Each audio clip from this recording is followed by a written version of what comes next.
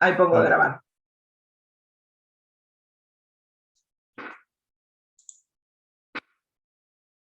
Ahí está. ¿Graba? Sí, está Sí, grabando. a mí también me aparece que está grabando. Bueno, entonces, ¿qué día estamos hoy? Ya no sé el día. 27 de marzo. 27 de abril. De marzo, todavía marzo. Marzo. Uy, yo vivo muy adelantado. Bueno, hoy 27 de marzo estamos en esta entrevista con Sheila Seidman. Bueno, empecemos. ¿Me querés empezar a contar un poco de la historia de tu familia? Pero antes de eso tengo otra pregunta. ¿Tú me autorizas a esta grabación a ponerla para que la vean otras personas? Sí. Ok. Bueno, entonces cuéntame, empecemos hablando un poco de tu familia, más o menos. ¿De dónde Bueno, vienen? mi abuelo Jacobo Seidman, suponemos, porque nunca se supo, viene de Rusia. Él dice que él se estaba escapando del ejército. Y él entró a través de Uruguay, o sea que tampoco hay registros en el Museo del Inmigrante, donde están todos los registros de las personas, no hay registro de él. Y así llegó a la Argentina. Acá se conoció con mi abuela, Matilde Spiegel, que ella había llegado también con un pasaporte falso. Los padres la habían subido a un barco y la mandaron para acá, su hermana vivía acá, y ahí se conoció con mi abuelo y se casaron. Ahí se fueron a vivir a Carlos Casares y después se iban a ir a Brasil, pero no sé por qué razón, la cuestión de las anécdotas dicen que él se durmió o que habló con alguien y en vez de seguir para Brasil, siguieron a Misiones y se instalaron en Posadas. Y ahí se quedaron a vivir y ahí nacieron los tres hermanos, o sea, mi papá y los dos hermanos más grandes habían nacido en Carlos Casares y los otros tres, que eran 5 varones, nacieron en Posadas. Así que somos ¿Esto posadeños más o menos todos. cuándo fue? ¿En qué año, recuerdas? Mi papá, y en el 30 habrá sido, más o menos alrededor del 30, pues mi papá nació en el 33 y el hermano más grande de él, un par de años más, ya había nacido en Posadas, así que más o menos alrededor del 30, de 1930. O sea que, pero esos 30 nacieron, quiere decir que él se conoció con todo, o sea que en la mitad, ya por el 25 habrá llegado más o menos. Por ahí, suponemos 26, sí, habrá sido después de la Primera Guerra Mundial. Claro. No sé Claro, qué es, escapados de la guerra. ya. O Así sea que llegaron a la posada medio por casualidad nomás. por casualidad, por El casualidad. destino los condujo. El destino los llevó hasta allá. ¿Qué es lo que hacía él en Posada? Mi abuelo vendía madera, eso, dice que tenía un negocio de madera y demás.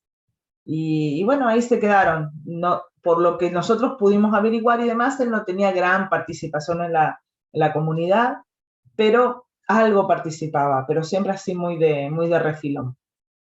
Así que bueno, ahí estamos. Luego tu padre, ¿Cómo?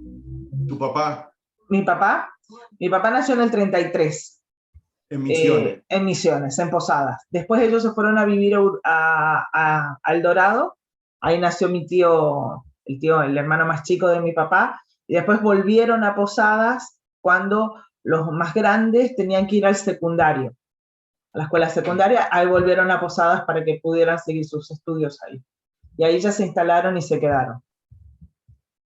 Así ¿Qué que estudios bueno. hizo tu papá? Mi papá es médico, él vino a La Plata a estudiar y después se volvió a Posadas para ejercer allá. Y sí, siempre se quedó allá, hasta ahora está allá. Así que bueno, ahí está. Y se casó con mi mamá, que no es judía. Mi mamá después se convirtió al judaísmo, así que bueno, tenemos una mezcla de un montón de inmigrantes adentro nuestro. Sí, crisol de razas. Sí. Bueno, o sea, me imagino que la relación con la religión y con todo eso en tu casa era bastante... Era una mezcla de todo, exacto, era un ida y vuelta. Mi papá nunca fue una persona muy religiosa, si bien estaba presente todo lo que tenga que ver con el judaísmo, pero no era una persona religiosa, y nosotros tampoco nunca nos exigió, o sea, nosotros fuimos un ida y vuelta de íbamos al shul, le dejábamos, volvíamos, íbamos, participábamos del Ken, un tiempo, después volvíamos, o sea, íbamos y veníamos, estábamos como presentes, pero no del todo, o sea, teníamos nuestra vida más afuera, pero siempre estaba presente el judaísmo y la comunidad de una forma u otra. Así que... La vida social tuya, ¿cuánto tiempo estuviste en la escuela judía? Pero antes que pasemos a la social. Hasta cuarto grado fui, después O sea, dejé. 4 años. Sí, sí, sí, el jardín y cuarto grado, hasta cuarto grado. Bastante. Sí, sí, sí, y ahí dejé porque, bueno, empecé con mis actividades afuera, empecé a hacer patín, empecé a hacer inglés, empecé a hacer un montón de cosas que entonces Ahora, no. la parte social, ¿eso que era? ¿Tenías amigos judíos o amigos no Ten, judíos? la mayoría de mis amigos siempre fueron no judíos. Tenía amigos judíos, pero era porque coincidíamos en el mismo grado o en el mismo curso en el secundario, porque íbamos todos juntos ahí. Pero eran amigos, pero no, mi círculo siempre fue mucho más amplio. Ya. Ok. ¿Qué actividades? ¿Vos participabas de actividades de la comunidad?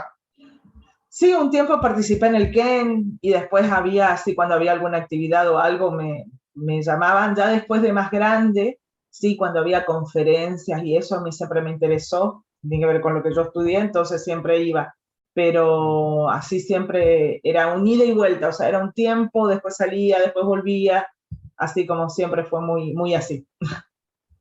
Ya. Ahora, y fuera de la comunidad, digamos, bueno, que era tu campo natural, digamos, ¿te integraste a partidos políticos, partidos, cuestiones sociales, a Sí, participaba. deportes? Claro, en la facultad sí participaba en política, pero siempre fue así una participación igual, o sea, iba, venía, era más de escuchar, me gusta mucho escuchar y analizar y demás y ver las propuestas, pero no había una participación activa en todo. Ahora, vos dijiste de que en la facultad, ¿qué es lo que estudiabas? Yo estudié licenciatura en Historia en la Universidad Nacional de Misiones, La UNAM. la UNAM, sí.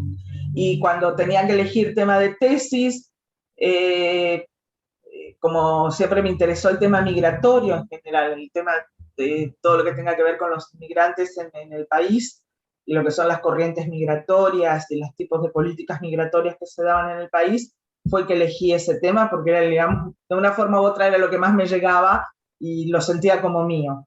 Así que bueno, por eso fue que elegí escribir la historia de la comunidad. No había nada escrito, así que también eso era como un punto Pero a favor.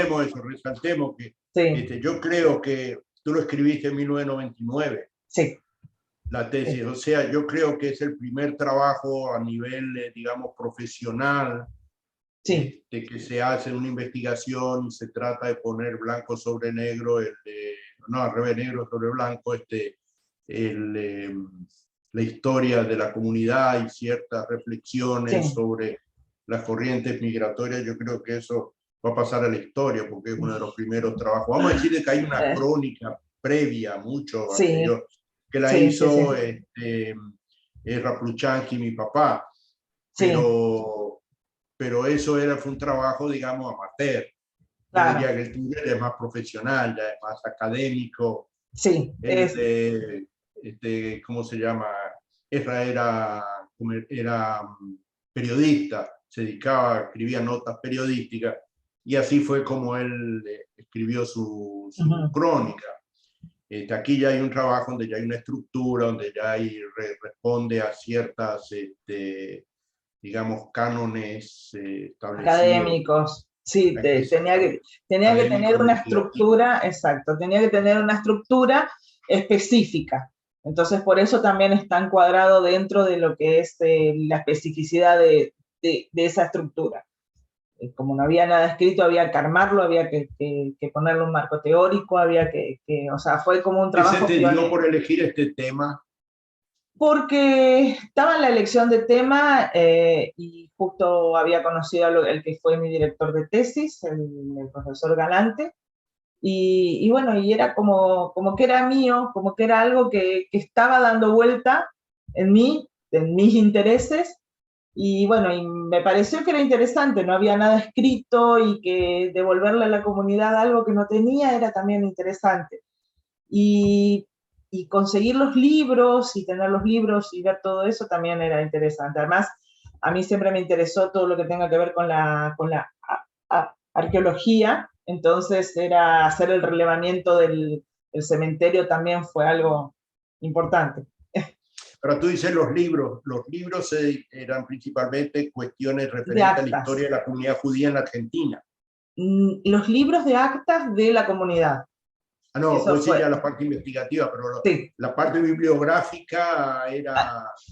Referente a los judíos en Argentina en general. Los Historias judíos de en Argentina. comunidades que se habían escrito comunidades antes, por ahí comunidades más grandes que ya tenían algo escrito. Pero yo me centré mucho en todo lo que tiene que ver con el proceso migratorio y tratar de ubicar a lo que ocurrió en Misiones con el proceso migratorio general de la Argentina. Ahora, en la parte que llamaste arqueológica, la parte, digamos, de investigación de documentos, ¿qué documentos de la comunidad revisaste? Yo lo que conseguí era un montón de cajas con cartas que había, cartas que iban, que venían, que se enviaban, y después los libros de actas. Los libros de actas se limpiaron, se acomodaron y después se volvieron toda la comunidad. ¿Qué época más o menos cubren las actas esas que vos viste? Había mucho de la década del 30, 40 y después era como que había La 30, desaparecido. 40 de la Asociación Hijos de Sion. Sí, eso había bastante. Y después de la década del 60 había otro tanto y había como cosas cortadas. Del 60 ya sí. puede ser también de la Unión Israelita Sí, Misión. sí, ya había bastante de eso. Ya. Y después eran como cosas cortadas, cosas tiradas, dice que se había quemado una parte, otra parte se había mojado y se había desaparecido todo, encima estaban escritos con tinta, con pluma, o sea, con tintero, entonces Sí, eso sí. se moja apenas y desaparece todo, así que tampoco hay, lo que había era lo que había nomás, eso era lo que, con el material que se contaba. Ya.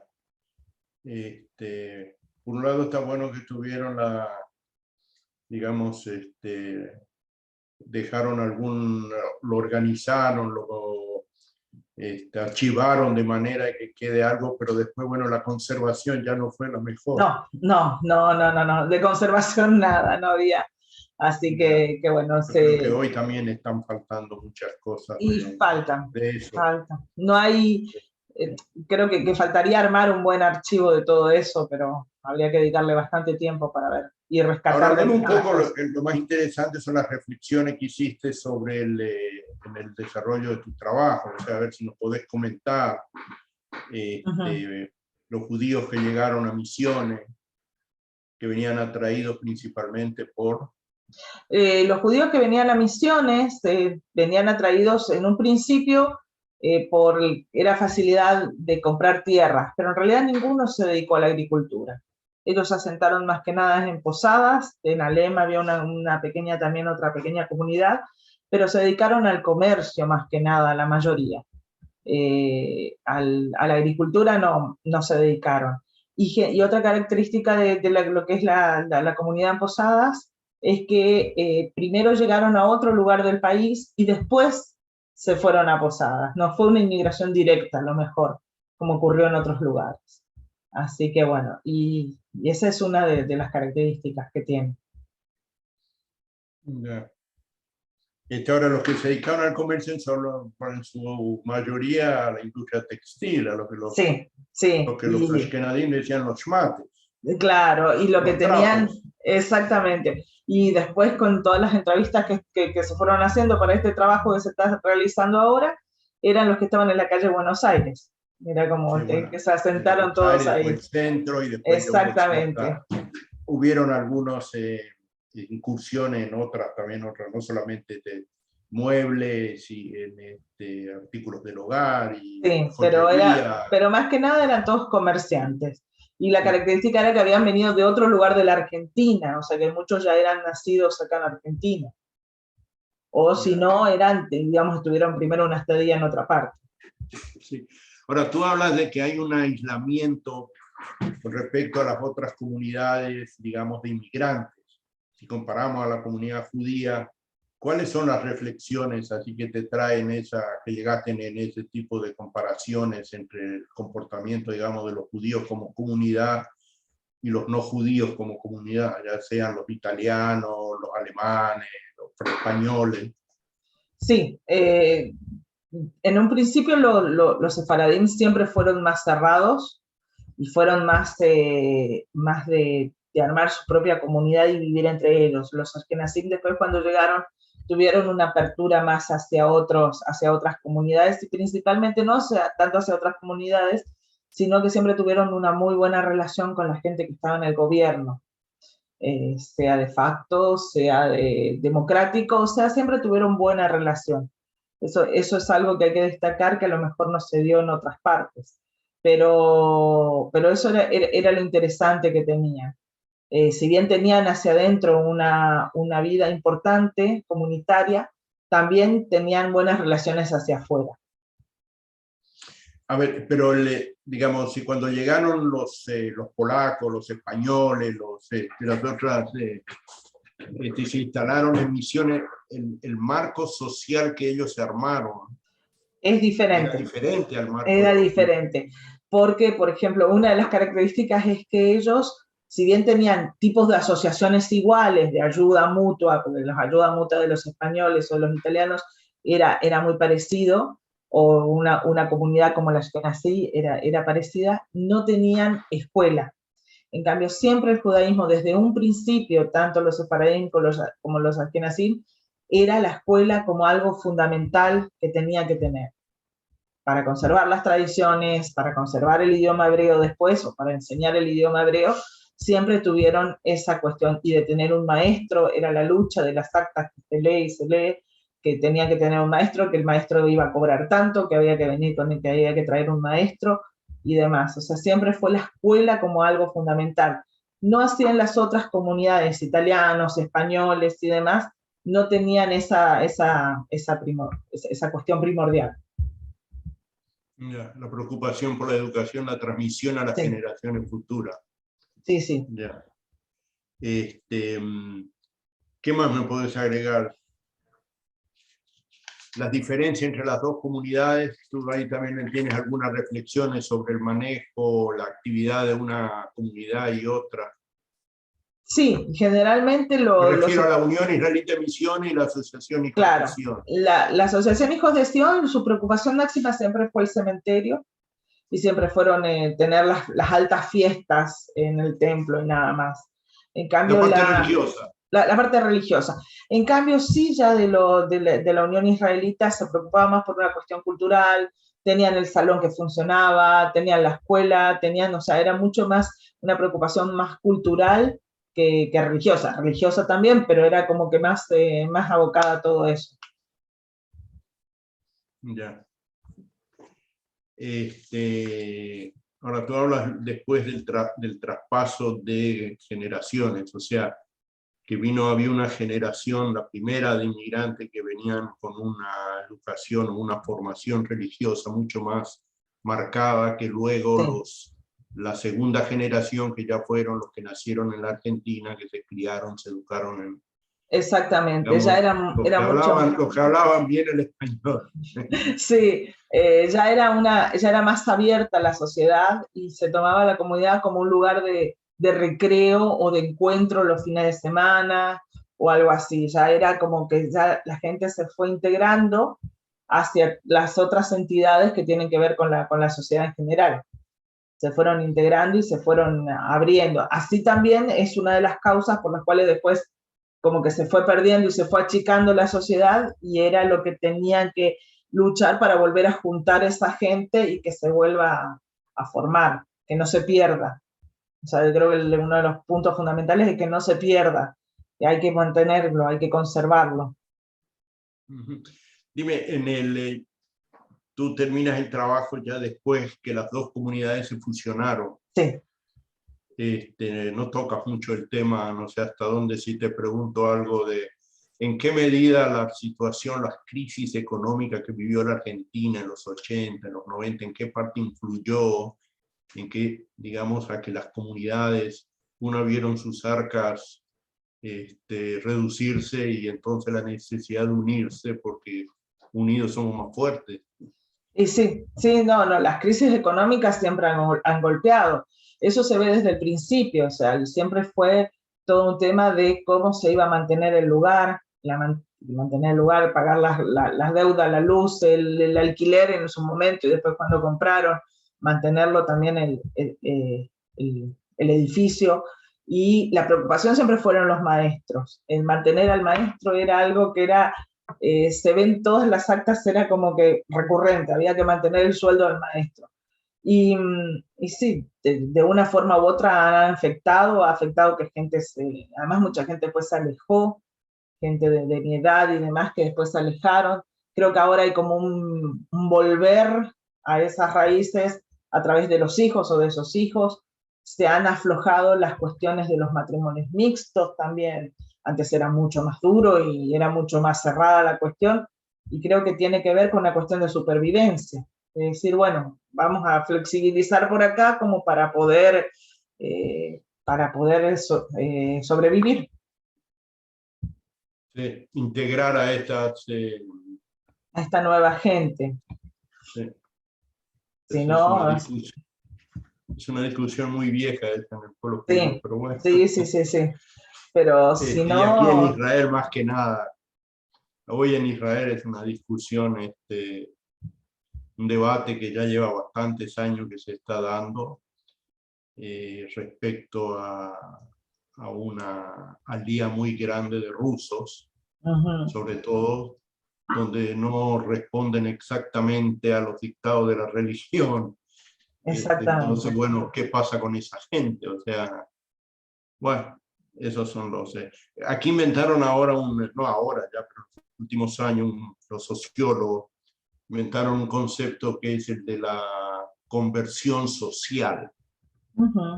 O sea, una persona que si bien no nació, no es hijo de madre judía y no pasó un proceso, y tampoco pasó un proceso de conversión religiosa, pero si vive en una sociedad judía donde su idioma es el hebreo y donde lo que él conoce son las fiestas nacionales, que son todas según el calendario judío, y va al ejército y defiende al Estado judío, y bueno, él ya es uno de los nuestros. Es considerado judío.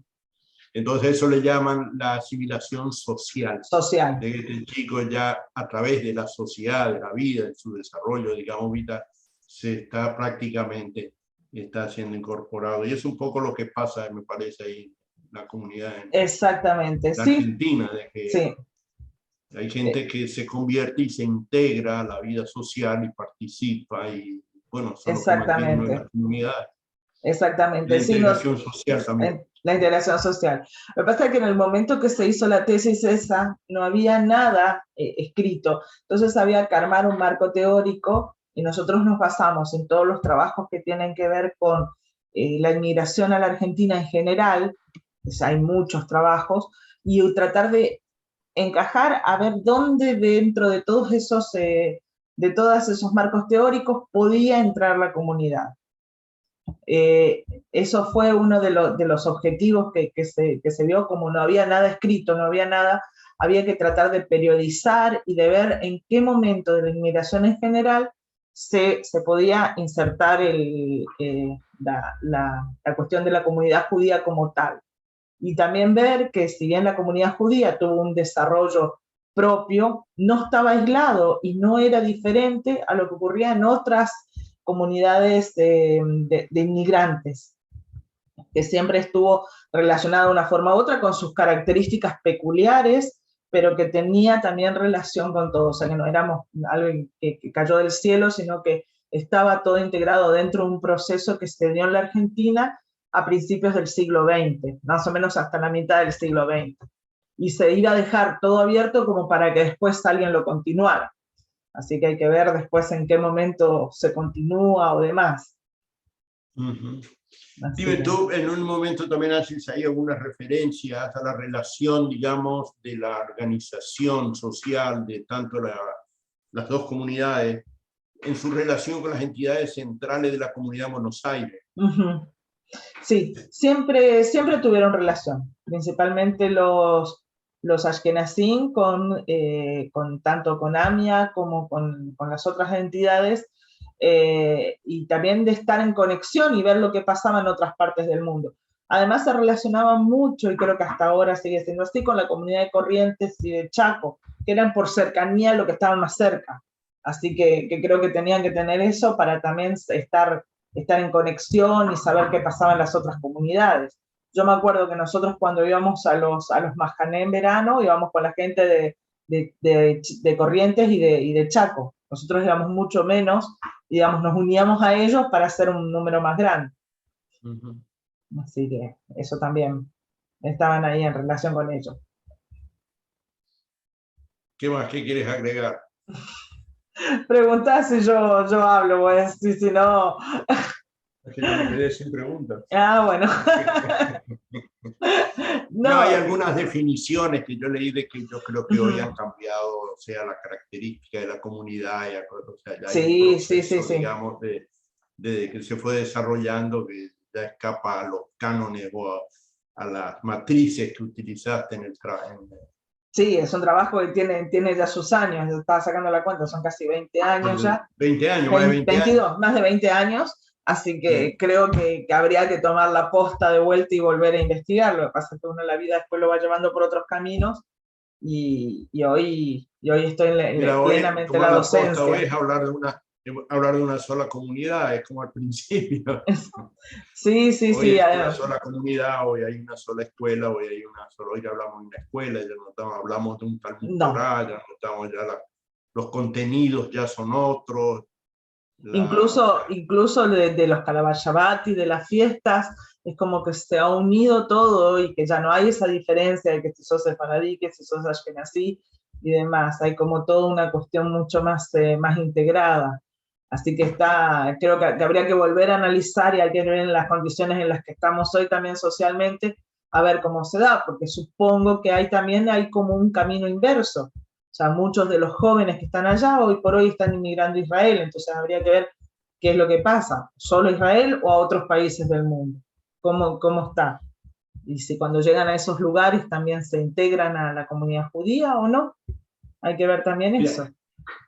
Te puedo agregar que de la gente que vino, de los misioneros que llegaron a Israel, somos muchos. Sí. Hasta tal punto que no hace mucho quisieron organizar un encuentro. Resulta que no había dónde meter tanta gente, entonces al final se redujo o sea, a un encuentro mucho más modesto de los mayores, digamos, ¿no? Sí. Pero hay un montón de gente joven que está acá que ni sabemos, resulta que son posadeños que ya perdimos son ya de la edad de nuestros nietos, digamos, ¿no? Claro, todo eso. Entonces, inclusive la edad de nuestros hijos, que ya no los conocemos, que de repente aparecen, que nos enteramos que el hijo de este, el pariente del otro. O sea que ya hay una comunidad que casi de posadeños aquí que ya habría que hacer una asociación allá. perdimos la cuenta, y aparte que estamos dispersos. Sí, no hay un sí, ente sí. que los organiza. Exactamente. Bueno, Sheila, te agradezco mucho. Buenísimo. Yo no tengo, por mi parte, hasta aquí. Si tienes algo que agregar, quieres agregar algo, con gusto. No, que bueno, que sería interesante que alguien tome la posta en algún momento y podamos continuar con esta historia, o sea, a ver qué es lo que sigue. Así que eso sería interesante. Esa posta está tomada, está saliendo algo, pero a ver si sale algo interesante. Habría que volver otra vez a ver las fuentes y todo lo demás para recrear todo esto. Así que bueno, está entonces. Bueno, muchas gracias. Hasta De aquí. nada. Puedes, Ahí pongo la